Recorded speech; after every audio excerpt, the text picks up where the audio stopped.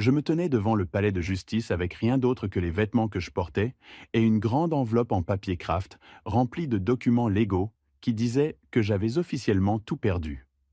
Ma femme venait de partir avec notre manoir de 3,4 millions, la moitié de tout ce que je possédais, et un petit sourire suffisant comme si elle venait de gagner une partie.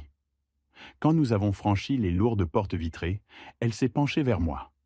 J'ai cru qu'elle allait peut-être dire quelque chose de doux, peut-être un mot sur les années que nous avions passées ensemble, mais non. Elle m'a regardé droit dans les yeux et a murmuré « Tu es pathétique ». Ce mot m'a frappé plus fort que tout ce que son avocat avait pu dire au tribunal. Elle est partie avec Hank, mon meilleur ami depuis mes 20 ans. Il ne s'est même pas retourné. Cette nuit-là, j'ai garé mon pick-up derrière un diner le long de la route 9. Je me suis recroquevillé sur le siège conducteur et j'ai essayé de comprendre où j'avais échoué. Vers minuit, mon téléphone a sonné. Numéro inconnu. J'ai failli ne pas répondre. Mais quelque chose m'a poussé à décrocher. Une voix calme, à l'autre bout du fil. « Monsieur Elridge, cela fait 15 ans que nous essayons de vous joindre. Ici la Gallant Private Banking Group de Zurich. Nous pensons que vous êtes l'héritier légitime d'un compte appartenant à Roy Elridge. » Je me suis figé. Mon oncle Roy avait disparu il y a presque 20 ans. Puis la voix a récité un numéro de compte et s'est arrêtée. « Monsieur Elridge, le solde de ce compte est de 47 millions de dollars. » Mon cœur battait encore à tout rompre quand l'homme a ajouté « Il y a quelque chose que vous devez savoir sur la façon dont cet argent est arrivé là. Mon nom est Thomas Elridge. J'ai 51 ans et jusqu'à l'an dernier, je croyais mener une vie solide. Je n'étais pas riche selon les standards de la plupart des gens, mais j'avais travaillé dur pour construire quelque chose de réel. J'ai passé 30 ans dans le bâtiment, à manier le marteau, à couler des fondations de mes propres mains, à gagner chaque dollar avec de la sueur et des jointures abîmées. Je croyais en la loyauté, en la famille, au fait de se lever tôt et de se coucher fatigué. Je pensais que cela suffisait pour maintenir une vie debout. J'ai rencontré Callie quand nous étions adolescents. J'avais 21 ans quand nous nous sommes mariés. Elle avait ce feu dans le regard et cette manière d'illuminer une pièce sans dire un mot. Je suis tombé amoureux d'elle vite et profondément. Nous n'avions pas grand-chose à l'époque, juste un petit appartement d'une chambre près de Poughkeepsie, quelques meubles d'occasion et de grands rêves. Je prenais tous les boulots possibles. Toiture, charpente, rénovation. Callie travaillait dans un dîner le jour et étudiait les soins infirmiers la nuit. Nous formions une équipe ces premières années. Nous avons fêté notre premier remboursement d'impôts comme si c'était un gain au loto. Nous avons construit notre crédit, acheté une maison délabrée et mis tout notre cœur à la rénover. Je travaillais jusqu'à m'en faire saigner les doigts. Et elle m'apportait de la limonade et des moitiés de sandwich assises sur le perron à parler de l'avenir. Je l'aimais, vraiment. Avec le temps, j'ai monté ma propre équipe. Le bouche à oreille a fait son effet. J'ai décroché de plus gros chantiers, des contrats mieux payés. Une année, j'ai obtenu un marché municipal qui a tout changé. Nous sommes passés de la survie à une vraie aisance. C'est alors que je l'ai surprise avec le manoir. Ce n'était pas un palais clinquant couvert de verre, mais un domaine en briques classiques, la vigne grimpant sur les murs et de grands arbres dressés tout autour comme une forteresse, dans le comté de Westchester. Calme, paisible, 5 chambres, une cave à vin que nous n'avons jamais utilisée et un jardin. Callie disait qu'elle le remplirait de lavande, mais elle ne l'a jamais fait. Il coûtait 3,4 millions. J'ai payé la majeure partie en liquide et financé le reste. Je croyais lui offrir un rêve. Elle l'a appelé une vraie maison, mais quelque chose a changé après cela. Callie a commencé à se transformer. Elle a rejoint un club mondain, puis un conseil de charité. Sa coiffure était toujours impeccable. Elle parlait de plus en plus de dégustation de vin et de moins en moins de repas en famille. J'ai mis ça sur le compte de l'évolution. Les gens changent. Je me suis dit que je devais juste rattraper le rythme. Pourtant, j'ai essayé de garder notre vie simple.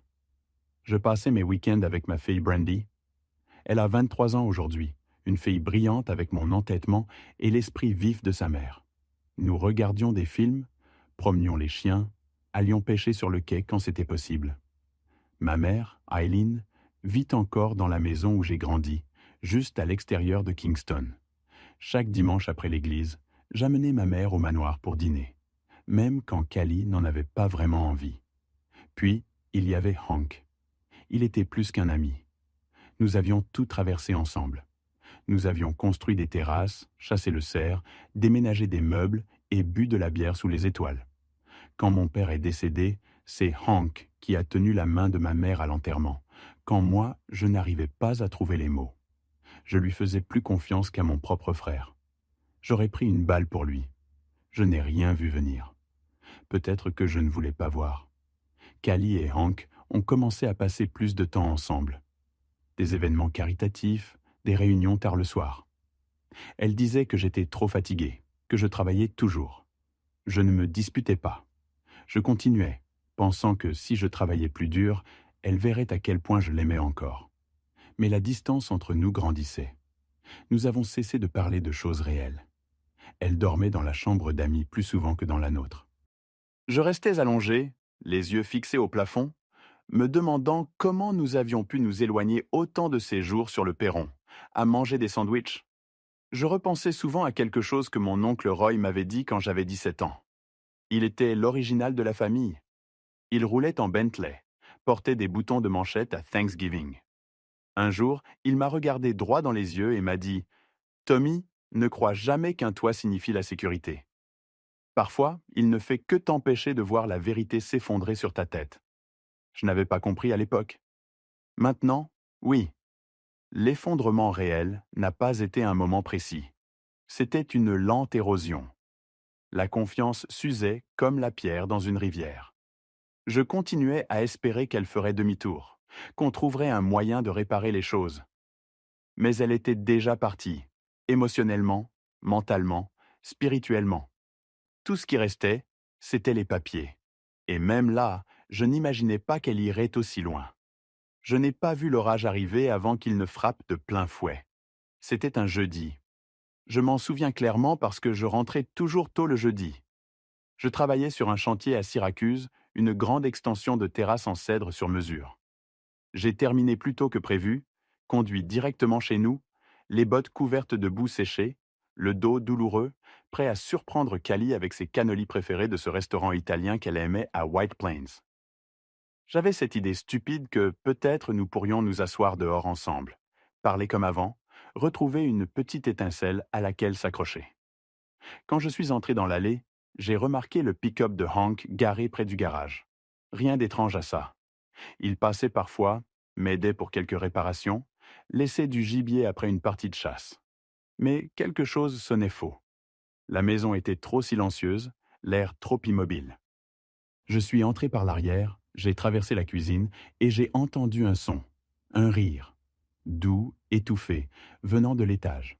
Son rire à elle, le même qu'elle avait quand je la chatouillais derrière les genoux, celui qui faisait plisser ses yeux au coin.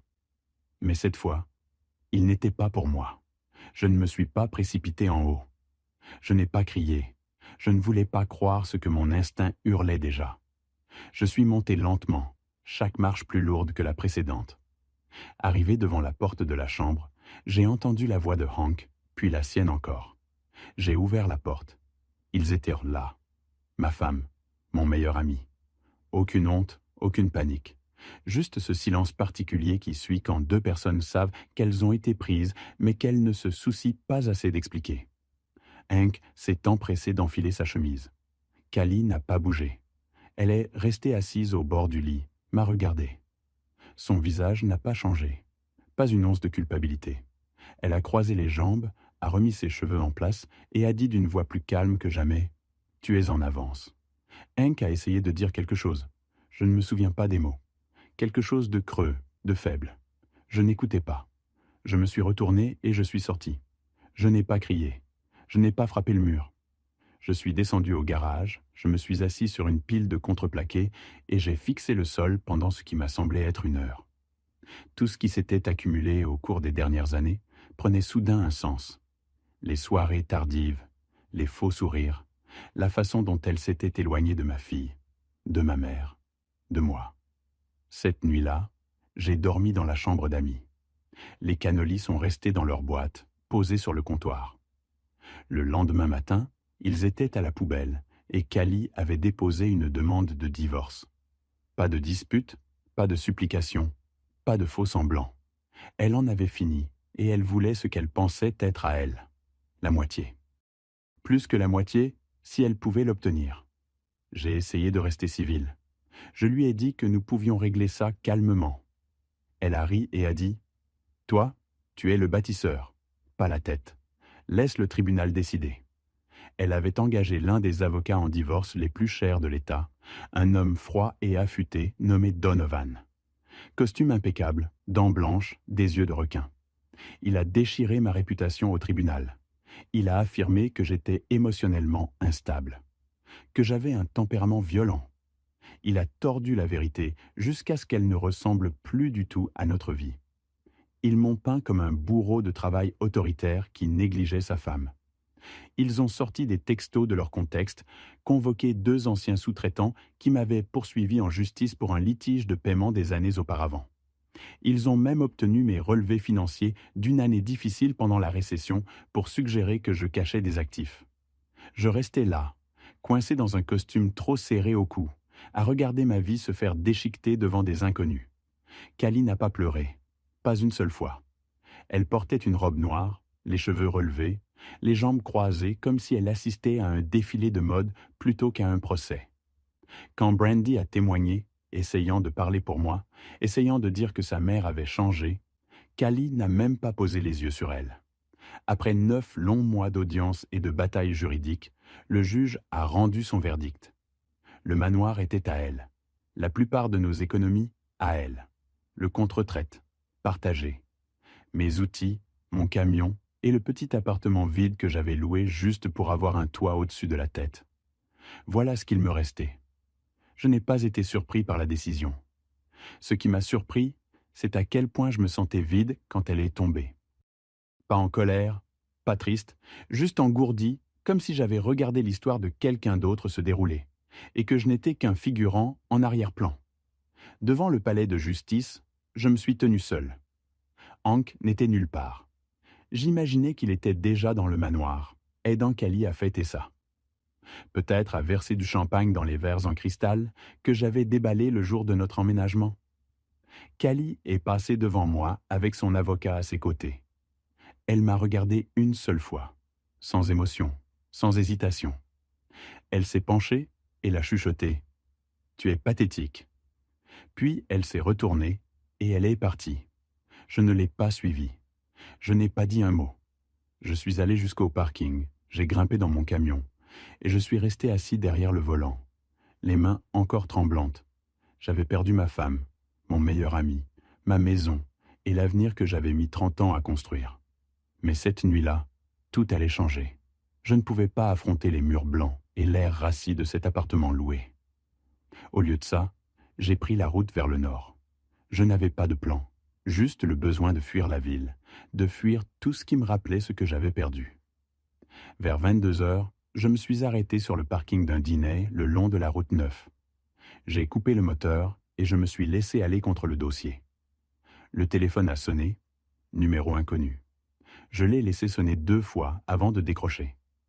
Ma première pensée fut que c'était peut-être le tribunal, ou Callie qui appelait pour me rappeler ce qu'elle avait pris.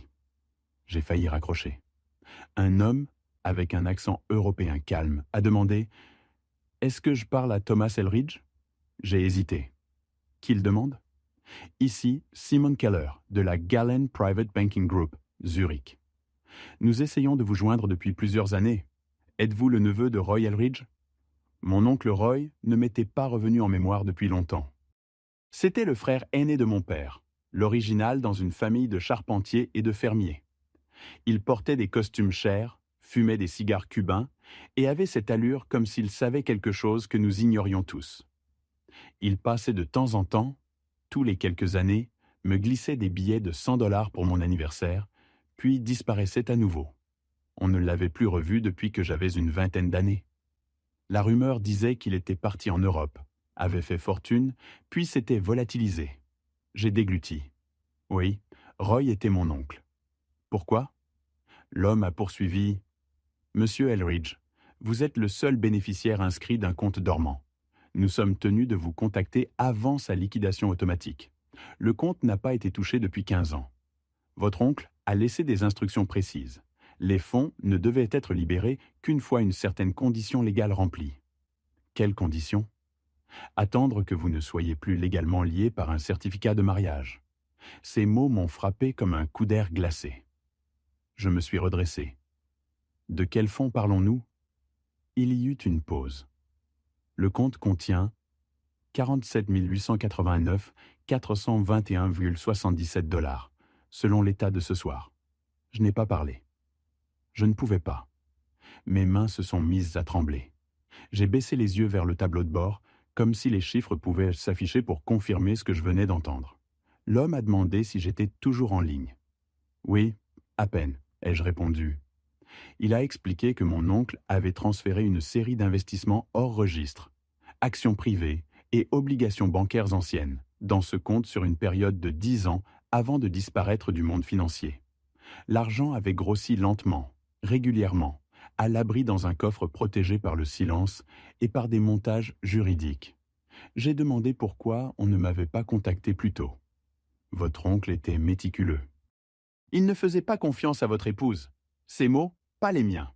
Il nous a instruit d'attendre que votre état civil change. Il a dit, et je cite, « Tommy doit être libre avant de se souvenir de qui il est ». Cette phrase m'a sidéré. Je me souvenais que Roy avait dit quelque chose de semblable quand j'étais adolescent, à l'époque où je le prenais juste pour un vieux frimeur avec trop de secrets. Il m'avait emmené pêcher une fois, quand j'avais 16 ans, et je me rappelais ces paroles. « L'argent n'est qu'un miroir, gamin. Il te montrera de quoi tu es fait. Assure-toi seulement de savoir qui tu es quand tu verras le reflet. » Je n'avais jamais oublié, même quand je n'avais pas compris. Le banquier a poursuivi. « Nous exigeons votre présence physique à Zurich pour finaliser l'identification et les documents. Tous les frais de voyage et d'hébergement seront pris en charge.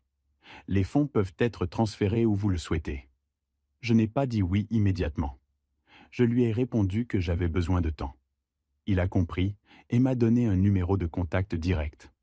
Après l'appel, je suis resté assis dans l'habitacle sombre de mon camion, les mains crispées sur le volant comme si c'était la seule chose solide dans ma vie. J'ai levé les yeux vers les étoiles à travers le pare-brise. Quelque part là-haut, ma réalité entière venait de basculer. Mais je ne me sentais pas puissant. Je me sentais petit, perdu, coincé entre deux vies. Le lendemain matin, j'ai appelé ma mère et tout raconté. Elle n'a pas réagi avec excitation ni avec incrédulité. Elle a simplement dit « Cet homme en a toujours su plus qu'il ne le montrait. Peut-être que maintenant, tu pourras enfin respirer. » Brandy fut la suivante que j'ai appelée. Elle est restée silencieuse un moment, puis a dit « Papa, tu mérites si ça, mais ne laisse pas ça te transformer en quelqu'un d'autre. » J'ai réservé un vol pour Zurich l'après-midi même. Sans hésiter. J'ai fait un sac de voyage. 2 jeans, 3 chemises, un vieux portefeuille en cuir et la montre que mon père m'avait donnée quand j'ai eu mon diplôme de lycée. J'ai laissé tout le reste derrière. Je n'ai rien dit à Cali. Elle ne méritait pas de savoir. Je n'avais pas besoin de vengeance, pas besoin de tribunal. J'avais besoin de découvrir ce que mon oncle m'avait laissé. Pas seulement l'argent, mais la raison. Parce que quelque chose me disait que ce n'était pas qu'une histoire de dollars sur un compte en banque. C'était bien plus profond. L'avion a atterri à Zurich un lundi matin gris. La ville ressemblait à une carte postale. Rue propre, vieux bâtiments de pierre, costumes impeccables partout. Je n'étais pas sorti du pays depuis mon voyage de noces au Mexique.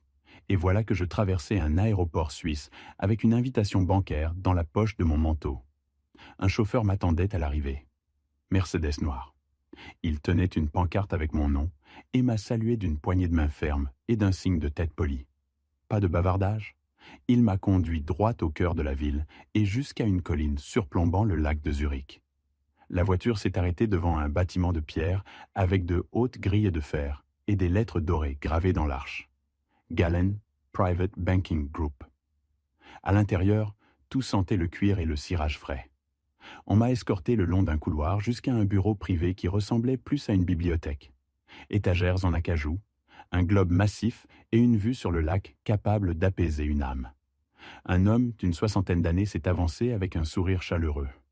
Il s'est présenté comme Simon Keller, le même que j'avais eu au téléphone. Monsieur Elridge, bienvenue. Nous vous attendions depuis longtemps. Il m'a servi un café, m'a tendu un épais dossier et a commencé à tout expliquer. Mon oncle Roy n'avait pas simplement disparu. Il s'était volontairement retiré du système financier américain. Il avait vendu ses biens, déplacé ses capitaux dans une fiducie protégée par plusieurs juridictions étrangères. Il avait utilisé des sociétés écrans, de vieux canaux financiers et des codes bancaires réservés aux initiés. Ce n'était pas illégal, mais extrêmement privé. Le dossier contenait des lettres, de vraies lettres manuscrites de Roy, qui m'étaient adressées et verrouillées jusqu'à ce que mon divorce soit finalisé. Dans la première lettre, il écrivait « Tommy, je sais que tout cela ne fera pas sens immédiatement, mais je t'ai observé de loin. J'ai vu combien tu travaillais dur. J'ai vu l'homme que tu es devenu. J'ai toujours voulu te laisser quelque chose. Pas seulement de l'argent, mais la liberté. Je ne pouvais pas te l'offrir tant que tu étais marié à cette femme. Je suis désolé, mais je ne lui ai jamais fait confiance. J'ai vu clair en elle bien avant toi. » Une autre lettre contenait une entrée de journal datant de mes jeunes années. Tommy construit avec ses mains. Il pense avec son cœur. Il sera un meilleur homme que je ne l'ai jamais été. J'ai dû arrêter ma lecture. Mes yeux s'emplissaient de larmes. Pendant des années, j'avais cru que Roy nous avait oubliés. En réalité, il préparait quelque chose depuis le début. Quelque chose pour moi. Simon a fait glisser un document de l'autre côté du bureau.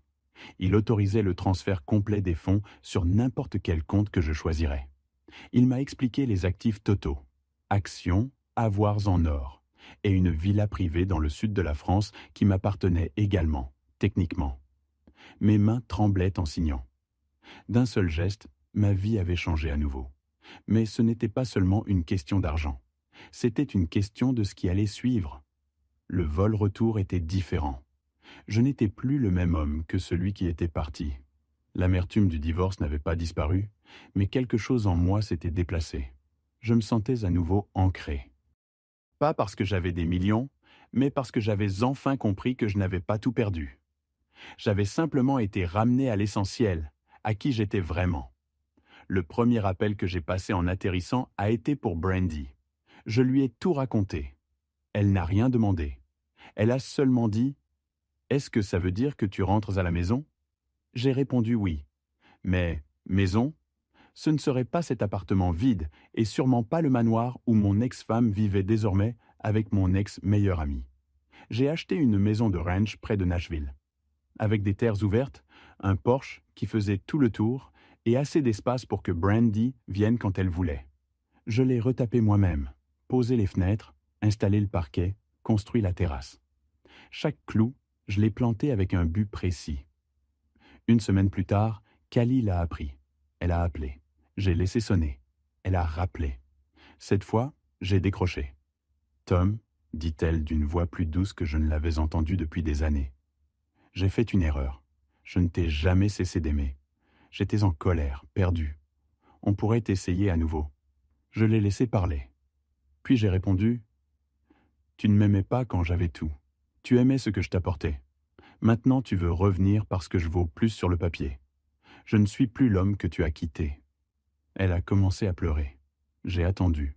Puis j'ai dit « Je te pardonne, Callie, mais je n'oublierai jamais ce que tu m'as dit devant ce tribunal. Et je ne serai plus jamais à toi. » J'ai raccroché. Hank a essayé d'appeler aussi. Il a laissé un message. « Tom, d'homme à homme, j'ai merdé. Les choses se sont compliquées. J'aurais dû être honnête. J'ai effacé sans écouter la suite.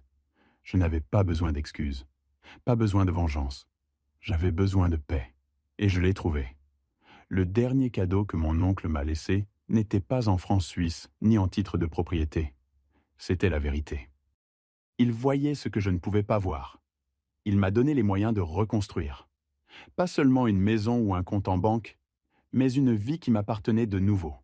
Et cette fois, je ne gaspillerai plus un seul instant. Je me réveille presque tous les matins avant le soleil, comme je l'ai toujours fait. Les vieilles habitudes collent.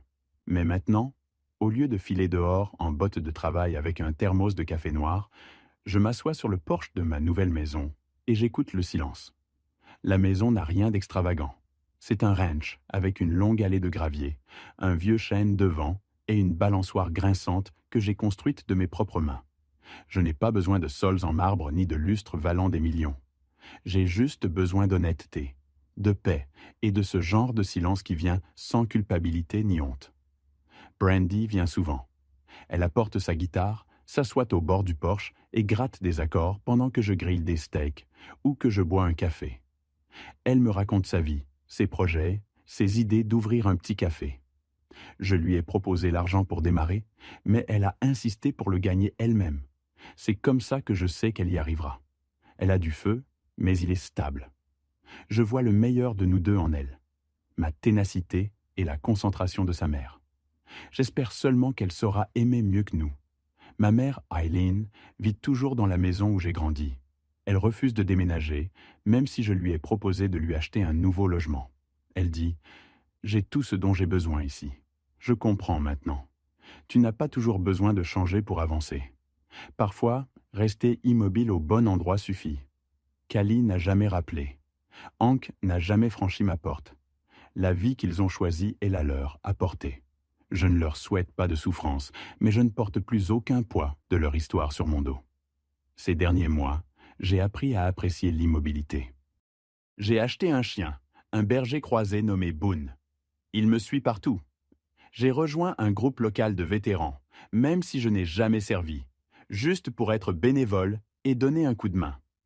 Je trouve la paix en construisant des choses pour ceux qui en ont besoin. Rampes, terrasses, bancs pour les parcs. Cela me rappelle que le travail de tes mains compte toujours, peu importe la taille de ton compte en banque. J'ai aussi pris une décision. J'ai utilisé une partie de l'argent pour lancer une fondation, la Elridge Grant, destinée à aider les pères célibataires qui se reconstruisent après un divorce. Je me souviens de ces nuits à dormir dans mon camion, ne sachant pas où aller, me sentant rejeté par le monde. Aucun homme ne devrait ressentir ça, seul. Si je peux en aider ne serait-ce qu'un à se relever, alors peut-être que tout ça, tout ce que j'ai perdu et tout ce que j'ai gagné, aura un sens plus grand. La plus grande leçon que j'ai apprise est celle-ci. Ta valeur ne se mesure pas à ce que tu perds ou à ce que tu possèdes.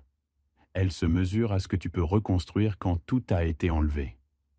L'argent ne m'a pas réparé. Il n'a pas effacé la trahison ni la douleur. Mais il m'a donné une seconde chance. Et je l'ai utilisé pour redevenir l'homme que j'étais avant que la vie ne m'use. Alors si tu écoutes ça et que tu es brisé, si quelqu'un t'a quitté ou t'a pris tout ce que tu croyais être toi, je veux que tu saches ceci. Il y a en toi quelque chose qu'on ne peut pas te voler. Cette part de toi est toujours là. Tu dois juste creuser assez profond pour la retrouver. Et quand tu la trouveras, protège-la. Construis autour. Laisse-la te ramener à la maison. Merci d'avoir écouté mon histoire. Si elle t'a touché, si elle t'a fait réfléchir à ta propre vie, je te demande 3 choses simples. Mets un like à la vidéo. Ça aide à ce que plus de monde la voie. Commente ci-dessous, raconte-moi ton histoire, ou dis simplement quelle partie t'a frappé le plus. Abonne-toi à la chaîne. Il y a encore beaucoup à venir et tu ne voudras pas manquer la suite.